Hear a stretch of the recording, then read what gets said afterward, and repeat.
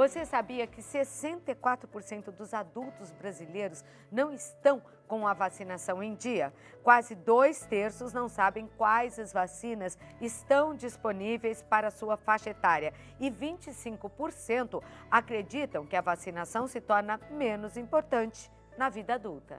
A internet nos trouxe muitas coisas boas, mas coisas que não são boas, muito menos úteis à saúde, do povo de uma maneira geral. Ficam circulando notícias falsas, mentirosas, como as chamadas fake news, e muita gente deixou de vacinar os filhos ou de se vacinar em função de notícias mentirosas. É por isso que nós fomos buscar para falar nesse programa o alergista e imunologista, doutor Alex Lacerda. É a primeira vez, não é, doutor Alex? Sim, Seja bem-vindo, viu? Obrigado, Aqui ao nosso programa. E o poder da internet é muito grande. Tem muita gente que, na volta do sarampo, onde já se viu, que a gente pensou, que já estivesse realmente eliminado aqui do nosso convívio e está aí de volta, vários surtos em várias cidades, as vacinas deixaram de ser aplicadas por notícias mentirosas, doutor? Infelizmente, fake news ele é para tudo. Para política, para parte médica. Eu digo que uma mentira contada várias vezes, porque aquilo lá pipoca em vários sites, blogs, acaba virando quase uma verdade. E tem gente que acredita, né? Sim, principalmente na internet, dependendo da fonte que vem, não tem uma fonte confiável, mas vira uma verdade, dependendo do número de seguidores que a pessoa tem, o quanto ela consegue ter de alcance, absurdo. Infelizmente. Isso atrapalha muito e deve entristecer muito profissionais da sua área. Um pouquinho bravo a gente fica, um pouquinho nervoso a gente fica com isso também. Com certeza, porque a vacina é muito importante. Sim, com certeza, com certeza.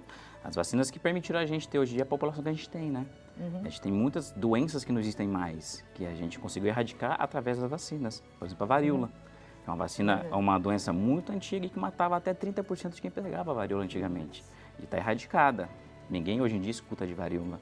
A poliomielite que a gente conseguiu erradicar na década de 90. Eu, na minha infância, por exemplo, ainda via pessoas que tinham sequelas de poliomielite, só da década de 80. Você viu bastante também. Muito. Hoje em dia a geração não conhece poliomielite, ainda bem, graças às vacinas.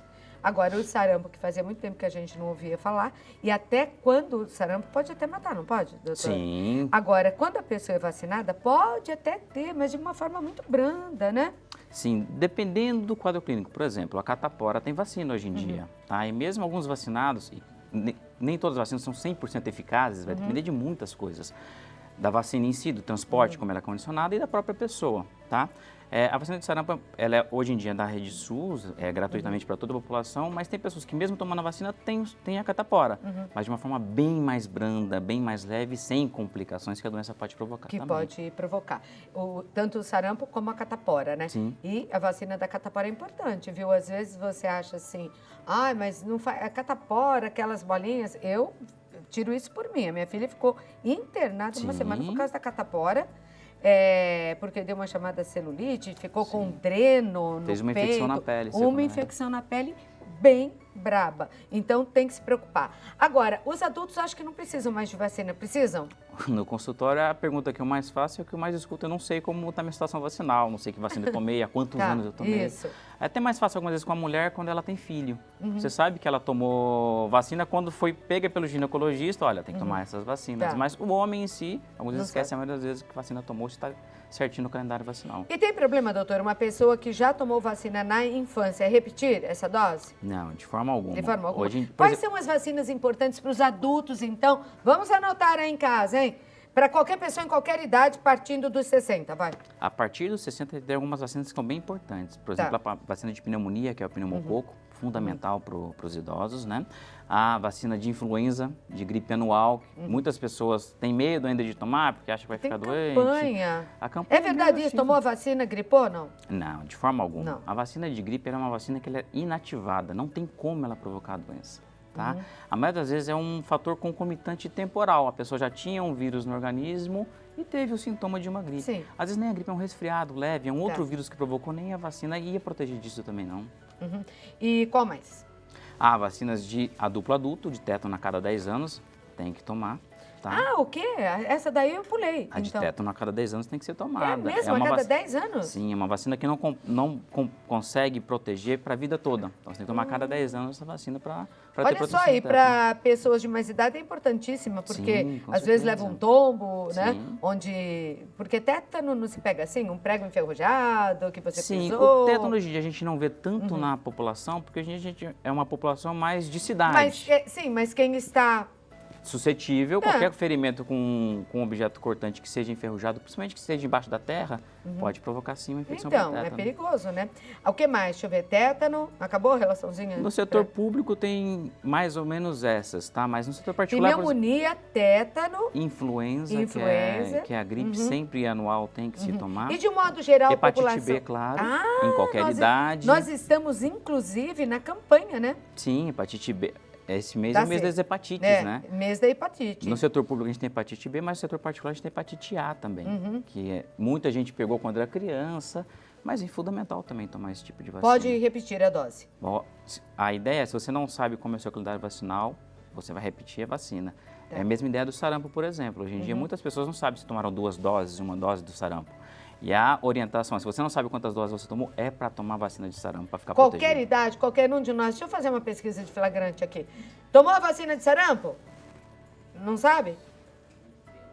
Tomou? Mas você sabe, tua mãe te falou. Você tomou, João? Tomou? Tomou a vacina de sarampo, Alexandre? Tomou? Não lembra. Você tomou? Tomou. Tomou a vacina de sarampo? Eu tô que nem ele, eu também não lembro. Você sabe o que esses ovos e esse leite estão fazendo aqui? Não vamos fazer nenhuma receita no escritório onde eu recebo médico, não. Mas tem um motivo muito importante e o doutor Alex vai falar já já, tá bom? Vamos voltar aqui para a conversa com o doutor Alex, né? Doutor Alex Lacerda, que é alergista imunologista. O ovo e os ovos, na verdade, e o leite. Para as vacinas, eles ainda causam alguma confusão de informação, principalmente. Por quê? Por quê? Muitos pacientes hoje em dia têm um diagnóstico de um quadro que chama alergia à proteína do leite de vaca, o APLV, tá? E eles confundem se pode tomar vacinas ou não, tá? Então, a orientação para quem tem APLV é que não tem nenhuma vacina que é contraindicada, tá? O que se teve há 4 anos atrás foi que alguns pacientes que tomaram a vacina de tríplice viral tiveram alguns sintomas de urticária e angioedema, até anafilaxia pela vacina. Mas era um lote que veio da Índia que tinha a proteína do leite de vaca. Tá? Hoje em dia, a gente sabe que a vacina não é para ter a proteína do leite de vaca. E não tem? Não tem. Então, não é contraindicado. Em relação ao ovo, é um pouco diferente, tá? Antigamente, tinha-se a orientação que pessoas que têm alergia ao ovo não era para tomar vacina de influenza, porque é a vacina de gripe. Hoje em dia, já é diferente. A vacina já tem uma geração mais nova, não tem proteínas suficientes para provocar reação naquelas pessoas que têm alergia ao ovo, tá? Então, é liberada a vacina de influenza. Agora, a vacina de febre amarela pode representar um problema para quem tem alergia ao ovo. Tá? Porque ela, durante o seu processo, ela é inoculada em embrião de galinha. Então, ela tem a proteína do ovo. Então, para aquele paciente que tem alergia ao ovo, a orientação é sempre acompanhar com o especialista, tá? Porque ele tem que, primeiro, ser avaliado se tem necessidade de tomar vacina. Qual a reação de quem tem alergia ao ovo? É uma reação que se chama imediata, tá? O que é? Imediata é urticária, que é aquela lesão na pele que parece um vergão e coça muito.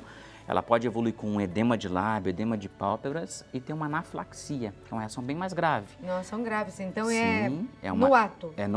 Geralmente até 1 hora, mais comumente até 15 minutos. Nossa, mesmo assim, por exemplo, o ovo que vai num bolo, o ovo que na fabricação de um biscoito? Não importa a quantidade de onde ele vem. Ter a proteína do ovo significa para quem tem alergia ter a reação.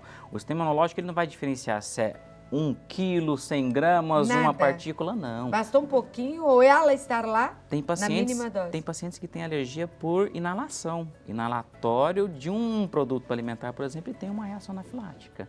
Então, quem é alérgico ao ovo tem que tomar cuidado com a vacina de febre amarela. O número é muito grande de pessoas alérgicas? Não é tanto como a internet diz hoje em dia, que é outro fake que é news. outra coisa, Por né? isso que você... Aliás, a internet, desculpa te cortar, mas eu vi uma notícia, e vários viram, que a vacina provoca autismo. Isso é um fake news muito grande, Nossa. tá? E, infelizmente, esse fake news foi patrocinado pela medicina, tá? O que acontece? Em 1998, saiu um estudo numa revista muito conceituada, que chama Lancet, tá? Que um médico associava o autismo com a vacina tríplice viral. Depois foi visto que esses dados eram falsos, que esse médico tinha uma ligação com o setor de advocacia, que processava setores de imunização, tanto que ele foi respondeu criminalmente e foi expulso da classe, tá? Merecidamente, né? Porque é muita maldade. E depois disso já se fizeram vários estudos, inclusive um de 2015, com mais de 95 mil crianças que acompanham de 2001 a 2012, e a vacina não provoca autismo em ninguém. Isso é um fake news muito grande. Mas pode matar seu filho se não for oferecida, não é verdade? É importante, é uma vacina muito importante. O risco de você ter a doença em si, vai ser muito mais grave do que qualquer outro sintoma que você tenha com a vacina. Por exemplo, a febre que você tem em algumas vacinas, o mal-estar, a dor no corpo. Uma marca na pele. São coisas muito mais leves do que ter a doença em si, muito menos perigosas. Por isso que eu perguntei a do ovo. Agora, alergia ao ovo é um caso complicado. É um pouco diferente. E se for a lactose ou a proteína do leite? Lactose é diferente. A lactose, não existe alergia à lactose. Não? Lactose é um açúcar, existe intolerância à lactose. A intolerância é uma deficiência... Qual a diferença? A intolerância é uma deficiência na quebra do açúcar. Tá? Então, aquela pessoa, quando toma o leite, ela não quebra o leite passa direto. Ela vai ter dor na barriga, diarreia, distensão abdominal, flatulência, pode ter até vômito. Isso é? Tá? Intolerância. Intolerância. A alergia é uma reação imunológica, então potencialmente muito mais grave. Tá. Quem tem alergia ao leite, quando toma o leite, tem urticária, inchaço, anafilaxia. Até as crianças? As crianças são o principal público. Porque às vezes, tem mães que não amamentam ou amamentam até os 6 meses, ou logo, eu sempre digo aqui no programa que leite bom é o teu, porque leite de vaca é bom pro bezerro, mas, deve ser, né, pro bezerrinho. Mas elas acabam complementando, às vezes, com mamadeiras feitas com leite de vaca. E se a criança for alérgica e ela não souber essa reação, vai acontecer na hora? Vai acontecer imediatamente, mas a primeira orientação é, se você não tem nenhum sintoma de alergia, você não tem que evitar nenhum alimento. Tá?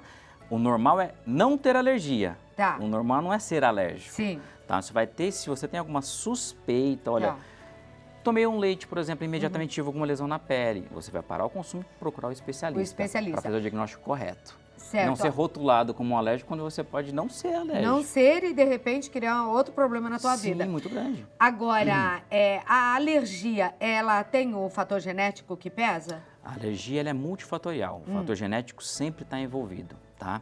Então, é muito comum quem tem uma alergia, por exemplo, alimentar, ter um pai ou uma mãe que tinha uma rinite, tinha uma asma, uma dermatite atópica, que vai ter a associação do fator genético com o meio que ele vive, quando ele foi exposto. Uma alergia ao ácaro, à poeira, da rinite alérgica, por exemplo. Nossa, e ácaro não dá para acabar com ele. Para todo lado, ele não morre fácil, tá? Então, você tem o fator genético, mas ele é multifatorial, não é só o fator genético. Tem uma predisposição, tem... Eu quero que você volte para a gente falar só sobre alergia, né? Que hoje a gente focou mais na vacina. Agora, existem muitos veganos. Ovo, nem pensar. E se vai ovo na vacina, além de... eles podem não ser alérgicos, mas... deixarem a vacina de lado por causa disso. Peraí, né? Ser natural é uma coisa, agora evitar doença é outra completamente diferente. Mas tem gente que age assim, não age, doutor? A minha ideia sempre você sempre tem que ter um bom senso. Sim. Nunca na vida pode ser o excesso. Tá? Se você tem, eu sou vegano e tudo mais, se você não tem comprovação que você tem uma reação, o naturalista, como hoje em dia, tem uma campanha antivacina muito forte. A gente está em pleno século XXI com informação disponível para todo lado, com muita informação de fonte confiável e de fonte não confiável. E os naturalistas acham que não é necessário? Tem uma campanha antivacina muito grande hoje em dia ainda, contra a não vacinação. Qual que é o problema disso? Se você deixa uma pessoa não vacinada, ela não representa perigo somente para ela, é para toda a população. Sim. O sarampo está aí por isso. Quando você vacina grande parte da população, você protege aqueles que não podem se vacinar. Por exemplo, quem tem uma deficiência imunológica, a gestante, eles não podem tomar vacina de sarampo, por exemplo. Então, eles estão suscetíveis à doença. Se você porque uns deixaram de vacinar. E se você vacina toda a população, o vírus não fica disseminado. Então, você protege aqueles que não podem tomar a vacina também. E quando acontece isso, a gente fica até arrepiada, né? Porque fica pensando nos maternais com a mulher no mercado de trabalho. Sim. Às vezes, mal passa a licença maternidade, na maioria das vezes, ela já volta ao trabalho e a criança já vai para creche, para escola. E ali o convívio é muito grande entre criança. A criança não tem noção, né? Até chupeta é compartilhada. Sim. E é muito perigoso. Então, vacine seus filhos. Seu recadinho final aí para o nosso público, doutor, por hoje. A ideia que você sempre tem que ter a vacina, ela é fundamental para a gente ter proteção contra a maioria das doenças que tem hoje disponíveis. A gente tem uma gama muito grande de vacinas. Elas são totalmente seguras, desculpe, e não provocam reações como todo mundo fala. Então, as vacinas são fundamentais para a gente ter saúde e, principalmente hoje em dia, qualidade de vida. Tá? Não é só ficar doente para ter um quadro grave. Ficar doente, você fica longe do seu trabalho, da sua produtividade, do seu convívio, do seu lazer. Então, você tem que estar sempre saudável. Essa é a ideia que a gente tem para passar. No seu Instagram tem fotos ou assuntos relativos sempre, a isso? Sempre então eu vou deixar aqui, eu vou deixar o Instagram que você pode até se comunicar também com o doutor, tá? É @DRA, só isso? DR Alex Lacerda. DRA Alex Lacerda, tá tudo aqui. Tá aí no vídeo também.